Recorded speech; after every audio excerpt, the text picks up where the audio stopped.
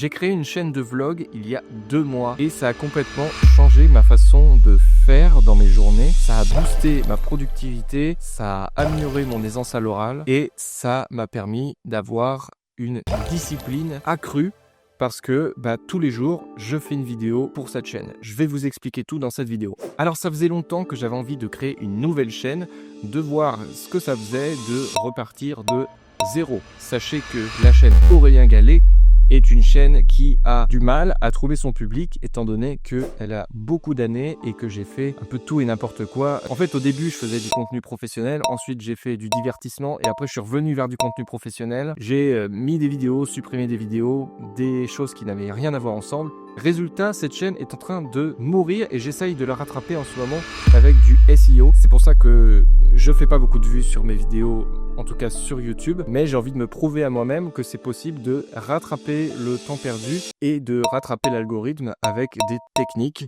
Donc c'est aussi un test de mon côté pour pouvoir aussi ensuite aider mes clients à gérer leurs réseaux sociaux aussi. Il y a de plus en plus de réactions dans les commentaires et les vues augmentent, mais c'est très progressif et très lent. Sachez que le nombre d'abonnés que vous voyez en dessous, qui est à peu près de 1500, étaient des abonnés qui regardaient mon ancien type de contenu et donc qui n'est pas du tout intéressé par ce que je fais aujourd'hui. Donc c'est pour ça aussi que j'essaye de savoir si c'est possible qu'une chaîne évolue dans le bon sens, même si elle a un passé qui n'a rien à voir avec l'actualité. Bref, revenons à cette chaîne de vlog que j'ai créée. Si vous ne savez pas, j'ai 2 passions dans la vie, la vidéo et la musculation. Et c'est sur ce sujet-là que j'ai créé ma 2e chaîne. Je fais des vlogs concernant la musculation que je pratique quotidiennement. Donc rien à voir avec Aurélien Gallet, vraiment. Je voulais vraiment faire autre chose et voir si je pouvais toucher une audience et surtout la fidéliser en commençant une chaîne à partir de zéro. Et effectivement, ça fonctionne. Alors c'est très lent, la chaîne est jeune, on n'a même pas atteint les 20 abonnés, mais j'arrive avec des bonnes techniques de SEO à toucher les bonnes personnes et aller en gros récolter progressivement et à construire une communauté qui est vraiment dans la bonne niche. Et ça me prouve que créer une chaîne à partir de zéro, c'est beaucoup plus efficace que de reprendre une ancienne chaîne et de faire complètement un autre sujet dessus. Oui, on peut récupérer des abonnés, mais s'ils sont pas intéressés par notre contenu, ça sert pas à grand chose. Donc cette chaîne de muscu attire des gens passionnés par la muscu parce que je parle que de ça et forcément, ça fonctionne beaucoup mieux que ici. Alors peut-être que vous regardez cette vidéo sur LinkedIn, mais là je parle à mes abonnés de YouTube. Bon alors, en gros, qu'est-ce que je fais sur l'autre chaîne ? Eh bien, c'est tout simple. Je me filme déjà uniquement avec mon téléphone et lorsque je suis ici, évidemment, je sors la caméra. Mais je me prends vraiment pas la tête, je mets même pas de micro, je filme directement dans la voiture. Ensuite, le son de la vidéo qui n'est pas forcément bon, je le mets sur un truc d'IA qui améliore la voix et ça marche super bien. Donc en fait, sans micro, sans vraie caméra, j'arrive quand même à faire du contenu qui au moins a un bon son, une image qui est de téléphone mais qui est regardable. Et surtout, j'arrive à faire du contenu qui est vraiment ultra authentique. Tous les jours, je parle d'un sujet mais qui est très spontané.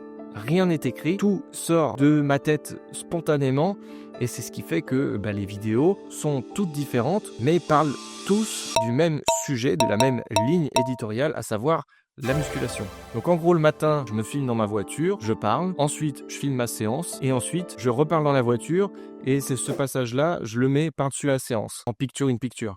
Tout simple, montage basique, vidéo basique avec du contenu tous les jours qui sort comme ça de ma tête. Et le vlog, c'est quelque chose que j'avais jamais testé auparavant, ou quelques fois, mais pas de façon sérieuse.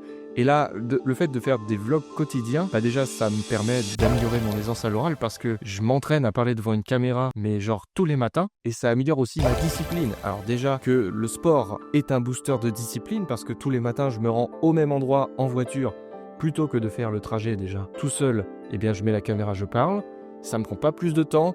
Pareil, les exercices à la musculation, je les filme, mais ça me prend pas plus de temps non plus. Je pose mon téléphone par terre, le cadre n'est pas forcément exceptionnel, mais ça fait des vidéos qui sont spontanées, qui cassent pas trois pattes à un canard, mais en tout cas, ça fait quand même du contenu. C'est ça aussi que j'essaye de vous faire comprendre, c'est que pas besoin forcément de grosses caméras et tout pour produire du contenu. Si vous faites des vlogs, eh ben, vous pouvez les faire avec votre téléphone et vous pouvez créer vraiment énormément de contenu grâce à ça. Donc évidemment que pour les grosses productions, vous pouvez faire appel à moi. Hein, je suis réalisateur, donc si vous voulez, galé.aurélien@gmail.com, vous pouvez me contacter. Bref, honnêtement, c'est vraiment un très bon exercice.